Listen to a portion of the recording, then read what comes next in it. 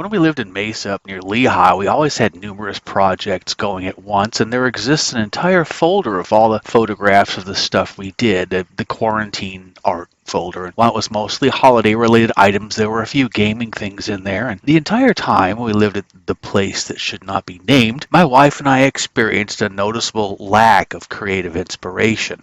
Nothing was crafted, nothing was painted, nothing was written. There was no creativity at all.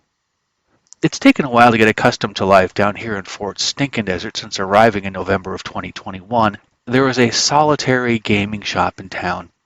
While reshuffling banker boxes around in the space serving as my office, I rediscovered some of the miniatures for the Shadows of Brimstone board game, and I had kept track of my paints and finally set to work after a very long hiatus. I knocked out all 6 of the Forbidden Fortress Bone Eaters.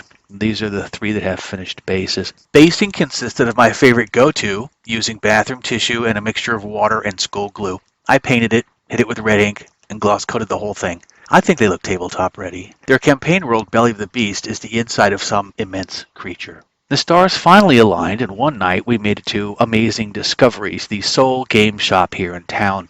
While it appeared to cater more to MTG and Pokemon clientele, there was a rack of minis, and at this point I didn't care who the manufacturer was. I picked up a Pathfinder Medium Water Elemental 2-pack, and I had them primed with Matte Sealer, knocked them out really super quick with Army Painter shading inks. Now I just needed to find some of that snow stuff.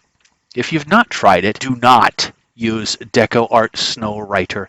It may be great for some things, but it dries rubbery and will not take paint. Weeks passed as I refused to give in to the prices I found online, and I finally found it at the local chain craft store here in town. With that handled, I now had the snow text to use for other stuff, like basing. I realized I probably ought to make a thing to hold the phone so as I can have both hands free now, so there's this thing.